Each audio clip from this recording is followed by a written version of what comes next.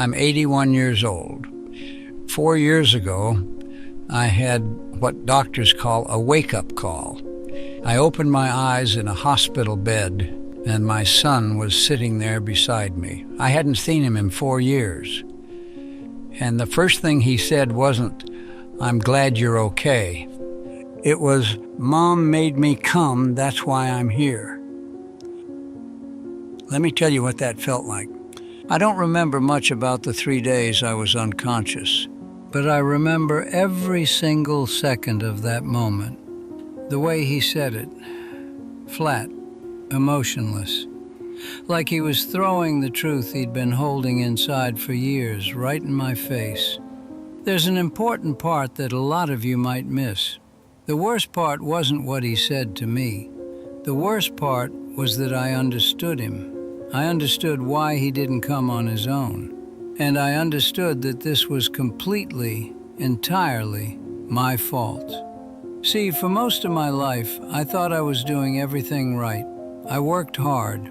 I took care of all my family's needs. I never missed a single mortgage payment. I put both my kids through college. I built what everyone called a good life. But sitting in that hospital bed, looking into my son's eyes, those eyes that used to light up when I walked into the room, I saw the painful truth. Pay attention to this. I didn't build a good life. I built a successful life. And those two things are not the same. But here's what nobody tells you about the difference between them. Let me explain that difference to you. My name is Harold. People called me Hal. And for 43 years, I did the same thing every single morning. I'd wake up at 5:30. I'd make my filter coffee and sit on my balcony reading the business section. Then I'd leave the house, and by 7:15, I was at my desk. Every single day for 40 years. Never missed a day, not one. I worked in the manufacturing sector for a shoe brand you all know.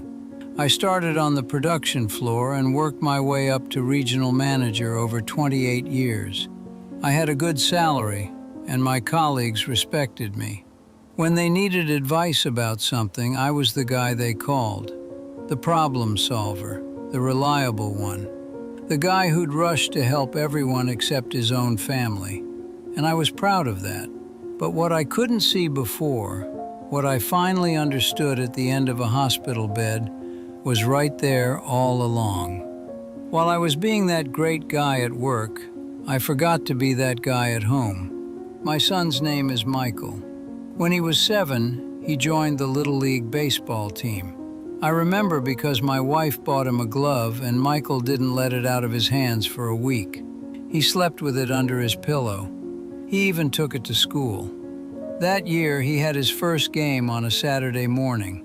I was supposed to be there. I told him I'd be there.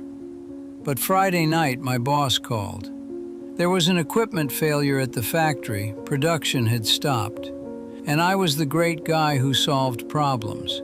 So I went to work Saturday morning. I told myself it would just be a couple of hours. I told myself I'd make it to the game, but I knew I wouldn't make it. I was just lying to myself. By the time I got home, the game was over. Michael was in the backyard, still in his uniform, throwing the ball against the fence by himself. I walked over to him. I was going to apologize, and he looked at me and said, "It's okay, Dad. Mom said you had to work." He said it like it was normal, like this was just how things were, and it didn't hurt him anymore. I felt a little pang in my heart, but then I comforted myself, because I really did have to work. A man who couldn't provide was always lacking. Being a man required this. That was the first game I missed, but it wasn't the last. Over the next 6 years, Michael played in Little League, middle school, then high school, and I missed all of them. Well, not all of them. I probably went to maybe 10 games total, and every time I didn't go, I had a reason, a good reason. Work was busy, and I had clients who mattered more to me than my own family. Here's what I'm trying to tell you, and this is important. The reason I missed those games wasn't because I didn't love my son. I missed them because I thought providing for him was how you show love. The money I earned, the house I paid for, the college I put him through. I thought that was love. But love isn't a bank account. Love is being there. And I wasn't there. When Michael was 17, he got accepted to college. University of Michigan. Good school. We were proud. The whole family went to move him into his dorm. My wife, my daughter, and me. And walking around that campus, carrying boxes, I felt this strange emptiness. Like I was delivering a package, not moving my son into the next chapter of his life. Like I was losing this kid I'd lived with for 18 years. We said goodbye in the parking lot. My wife cried, my daughter cried. Michael hugged both of them, then turned to me. He shook my hand, just shook it. Like I was some stepfather he didn't love. And I convinced myself this was fine, because that's what men do. We don't get emotional, we shake hands, we stay strong. But on the drive home, my wife didn't talk to me. And when I asked her what was wrong, she said something I'll never forget. She said, "He doesn't know you, and that's your fault." I got defensive. I told her I'd spent my whole life working so he could have a better life. I told her I paid for that college. I told her I did everything a father is supposed to do. And she just looked at me and said, "You paid, but you were never there." Here's the part that destroyed me. She was right, but I didn't want to hear it, because hearing it would mean admitting I was wrong. And for 30 years, I'd seen myself as the guy who did everything right. So I ignored her. And I kept doing exactly what I'd always done. Michael graduated from college, got a job in Colorado, got married, had a daughter, my granddaughter. And through all of it, I was barely there. I sent money for the wedding. I sent gifts for the baby. But real presence, real time, I didn't give that. I told myself I was busy. But you know what the real truth was? The truth is, I didn't know how to be there.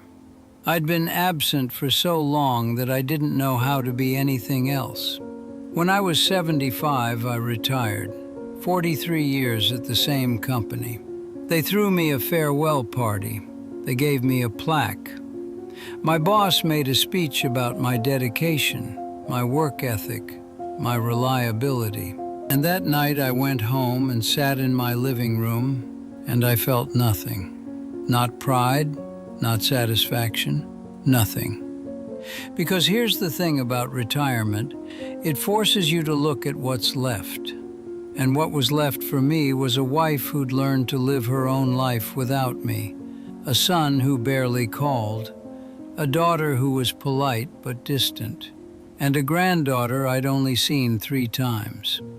That's what 43 years of dedication got me. A plaque, a fake celebration, and an empty house. I told myself that now that I had time, I'd reconnect with everyone. I'd be the person I couldn't be as a father. I'd be a good grandfather and fix everything. But you can't fix decades of absence with a few months of trying. Michael didn't trust it. Every time I called, he was distant. Every time I suggested visiting, he had things to do, just like I used to have work. And I couldn't blame him.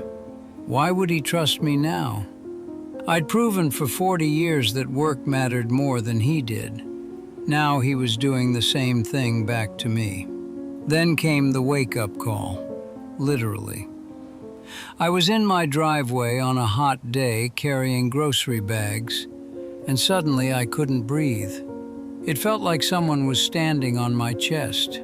I felt my body go cold, and I dropped the bags. I fell to my knees.